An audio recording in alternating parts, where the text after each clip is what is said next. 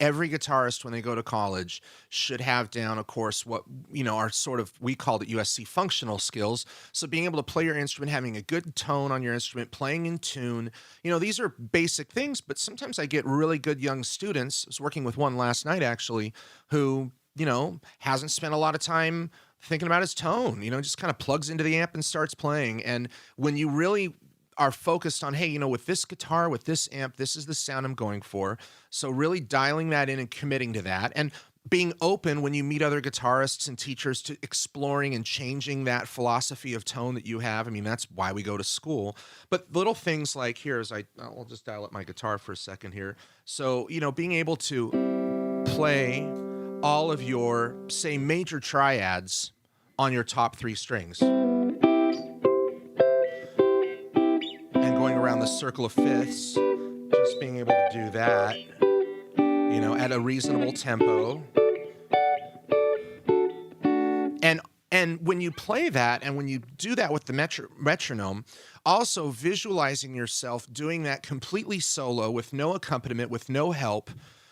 Because I think a lot of young students, when they're in high school, haven't had a lot of experience yet, just like stepping out in front of a group of people and playing something completely solo. They're usually playing in their jazz band at school or playing with their buddies after school, and playing something as simple as those triads or all your major minor scales at a certain tempo, and literally imagining yourself setting foot on a concert stage and doing that solo, is something that can really help students build confidence.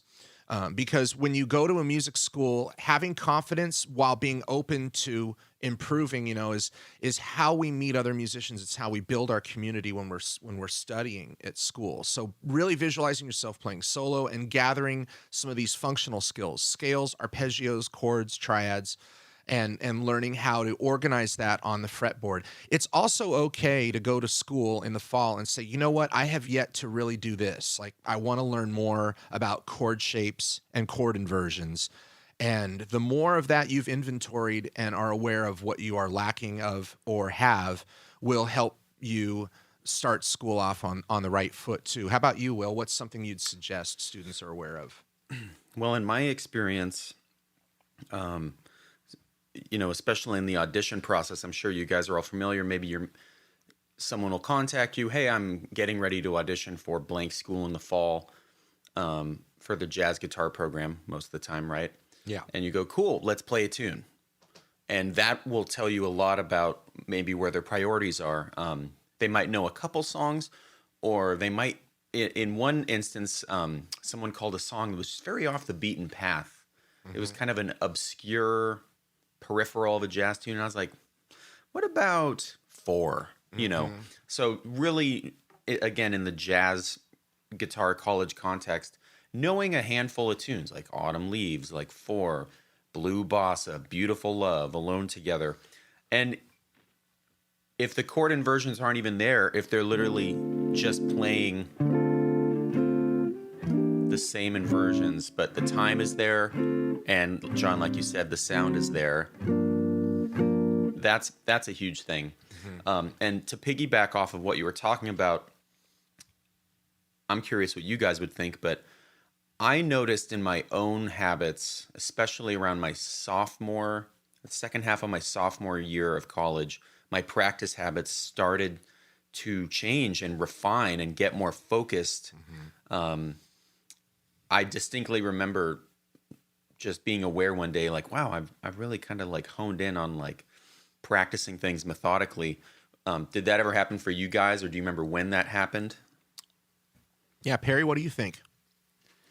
Early on, I was not the most methodical practicer. I was sort of in this more of in this philosophy of like, practice the way you want to play. So I would play all the time, play along with recordings, and play with other people all the time. And that is also really important. But it wasn't really until later in college or after college that I adapted more of like a methodical approach to practicing, which I think is crucial. So the thing, when you go to college is you just have to keep an open mind, because there's so much that you don't know. And developing a career on the guitar in whatever genre can be extremely overwhelming when you're young. At least it was for me. Just thinking about this sort of sleeping giant that is the art of jazz and the craft of guitar. To try to, wrap your head around that and sound good consistently was, I remember, a lot to try to comprehend.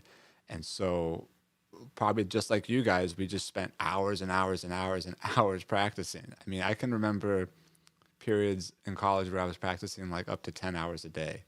And I wouldn't say it was all like the most efficient time of practicing, but it's like a connection that you're developing with your instrument that is really important, regardless of whether you're, dicking around on one tune for 30 minutes or something. Yeah. It's still valuable. So